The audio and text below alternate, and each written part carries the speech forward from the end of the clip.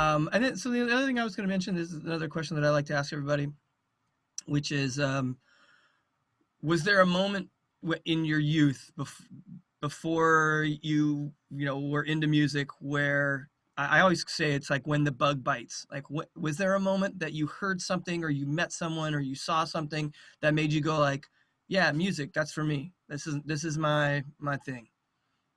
Well, I think as where I lived at on Greville Street, um, it was in a port. We were like probably like 9 blocks away from a club, a social pleasure club called the Jolly Bunch.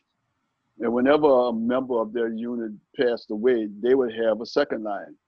Hmm. So, this second line, and they were on Greville Street also. We were on Greville Street. Their second line would come from Cross Greville and Galvez, and they'll come all the way back to Russia Blade, which was on the corner of my house, and then they would turn and go back towards Perdita Street and go back towards the their Hmm. clubhouse. So as a kid, probably 2, 3 years old, sitting on a porch watching those guys come down the street. Yeah. So it was the brass band stuff that you heard in the street feeling, and the cowbells and the percussion stuff that happened in the second line. Hmm. The line behind the band. Yeah. Which those percussive grooves that was being played, Yeah. uh, um, as counterpoints to what they were hearing with the bass drum and stuff was playing. Yeah. These other guys, and some of them was so totally offbeat, but it kind of intermingled in there. They would mix up inside that groove, Yeah. and it kind of made sense. So that I think that was something that I always thought I could be a trumpet player. Mm. I was an asthmatic, so the doctors told my mother that I would never be a trumpet player. Ah.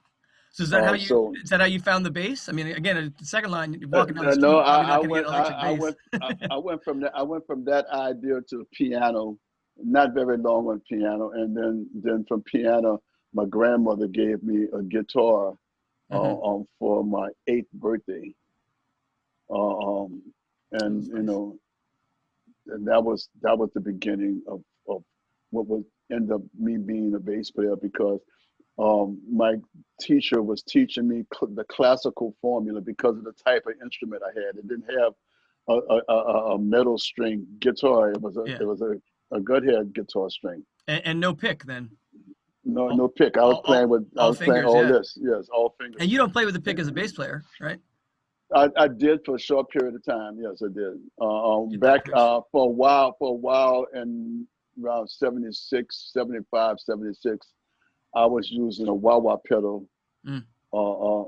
crybaby wah-wah pedal, and I Same would here. use a pick with that. Yeah. So Nice. Yeah, it's a yeah, different and I sound. will only would use I would only use that pick when I use the pedal, the wah-wah pedal. Did you experiment with other pedals too? Like, Oh you yeah, I have you I kind of have all kind of keep it toys. keep Yeah. it all wild and yeah. Yeah, I got toys around. I mean, I got toys that I don't play anymore, but I've kind of ran through my toy thing. I'm kind of now in a chorus kind of world, and Hmm. a envelope filter, and every now and then I would use an octave divider, Oh, but cool. usually in a solo session. I have I have not found a perfect match with the envelope, or with an envelope filter and an octave divider that print really well, to record. So I Hmm. haven't I haven't done anything, and I have even tried using the plugins that's in the programs, Yeah, rather than yeah. a pedal, to try, but I still haven't found that balance where where if you take that sound and you go and listen to it in the little speakers in your car, whether that bass sound Hmm. projects, you know, Yeah.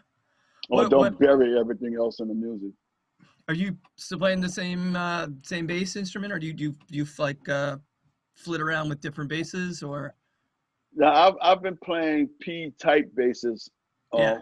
for forever, since 1970. I figured as Um, much, but yeah, I'd say every once in a while people will be like, I got this thing. It's kind of cool. Actually, yeah, maybe you'll I dig have, this. Hold on a second.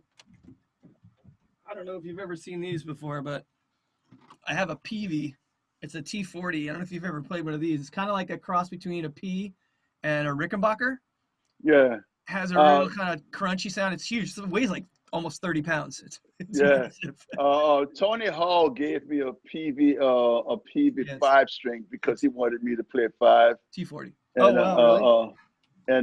he said that I needed to get into a 5 string bass. You know, he said, "Man, you got to start playing a 5 string bass if you want to, just got to keep up with the going times." You know, Yeah.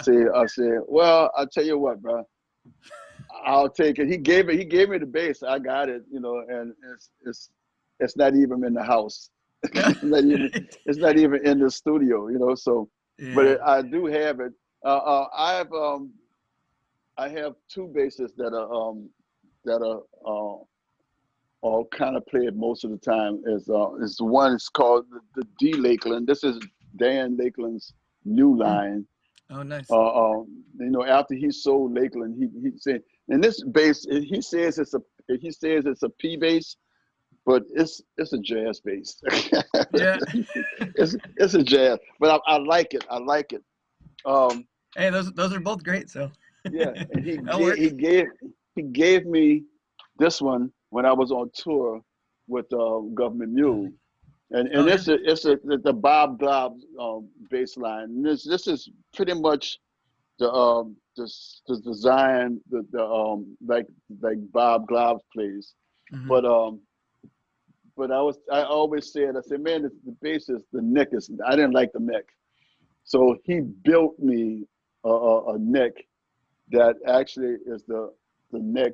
My car, he had me copy my P neck. I took it to a local Was it guitar thinner maker or down here. It's worn. See, my P neck okay? So was yeah, worn down. the back end, Yeah. right?